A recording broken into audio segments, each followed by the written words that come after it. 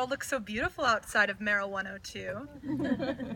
For those that don't know, Merrill 102 is the stuffiest classroom in all of campus, and it also happens to be the pride and joy of the politics department. So almost all of our classes are held there. But I'm going to start by telling a personal story. Mike. So, can everyone hear me? Yes. Cool. So, my freshman and sophomore year of college, I was depressed. I didn't have any friends, and at that point, my only major was feminist studies. I would sit in my classes and think, if I read one more 50-page critique of capitalism that never actually explains what capitalism is, I'm going to drop out. So, in my moment of pain, I called out to God, and God answered my prayers. Actually, it wasn't God, it was Dean Mathwitz. He emailed to ask me to tutor for one of his politics classes because I had done so well in this last class. I was instantly hooked. I decided God, or Dean Mathwitz, was telling me to become a politics major. I enrolled in a course that would change my life forever. State and Capitalism in American Political Development with Professor Eva Bertram. Talk about facts. Professor Bertram would deliver an entire decade's history of capitalist development in an hour and a half.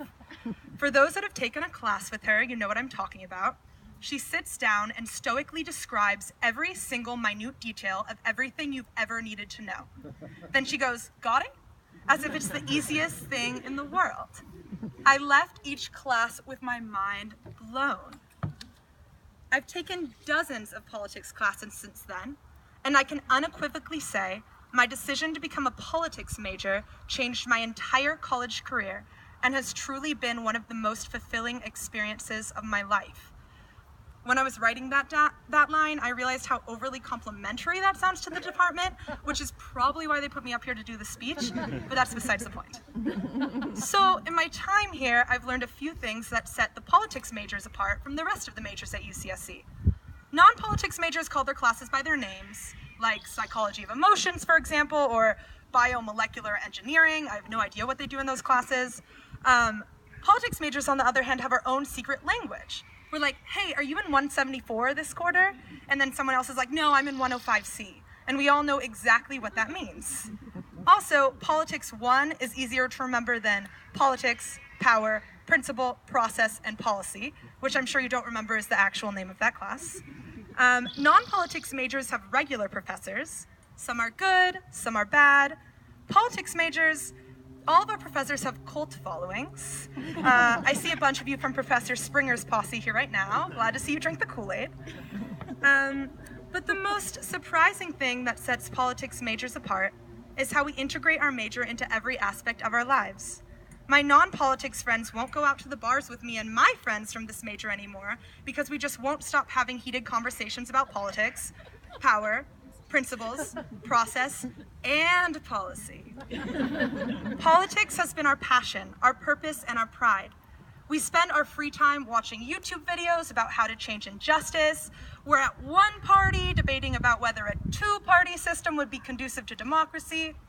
Existing in a community where it's cool to care deeply has been the most rewarding experience. I spent high school getting it beat into me that excitement and passion were lame. Then I come here and everyone's up in arms about workplace regulation and tort reform. I think the majority of us feel charged with some sense of responsibility to save the world. After all, that's why a lot of us chose to be politics majors. But in seriousness, I've heard this world-saving sentiment through all of my politics classes. Most of us feel we can contribute more to this world than just sharing Facebook articles. Not to diss people who share a lot of Facebook articles, I do too.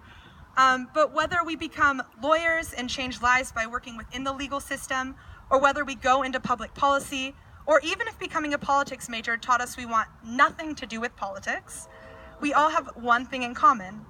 That is that we've learned about disparity and injustice in our classes, and we've spent our time writing essays and pulling all-nighters, not only to call out these injustices, but to conceptualize tangible change. Whether that be in David Gordon's 174 class, where we didn't just talk about the ways global warming was ruining our lives, but we wrote 15-page research papers talking about different NGOs that were making a difference now. Or in Melanie Springer's American Elections and Voting Behavior, where we didn't only talk about ways that voting behavior was affected, but we penned letters to future generations inspiring them to vote.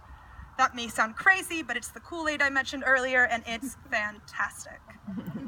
One thing that has really shaped this graduating class is the 2016 election.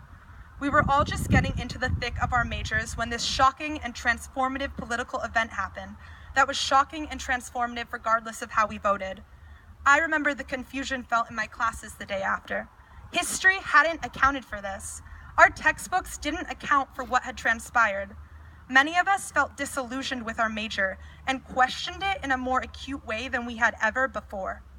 Not only was the world in shock and shambles around us, but this is what we were supposed to be studying.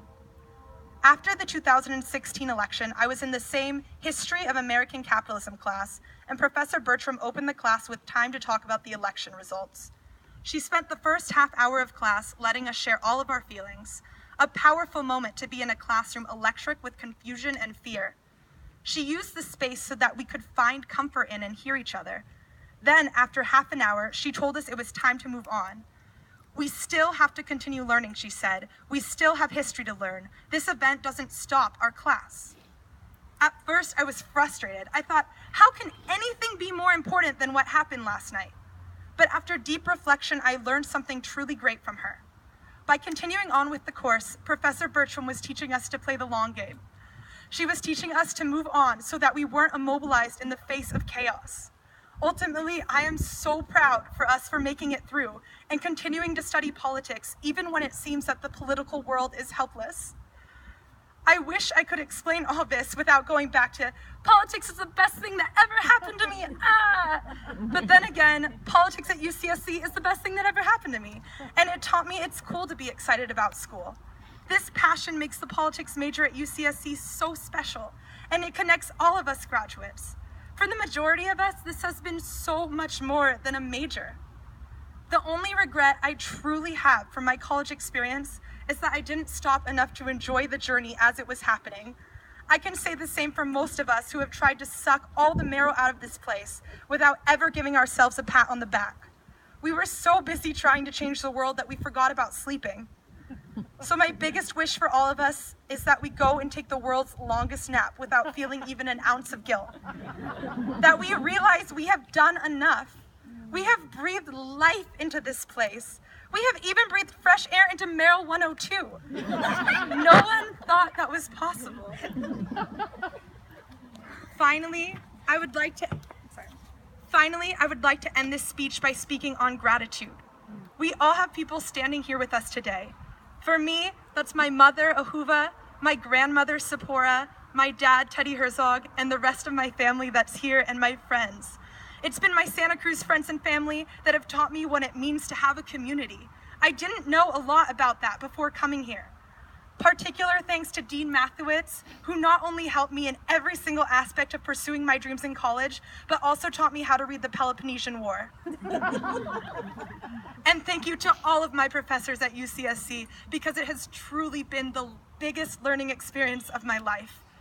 I urge us all to reflect on the people that made it possible for you to graduate today. I urge you to let them know that they have supported you. I wish I had verbalized my gratitude more often, but we can start now. Thank you.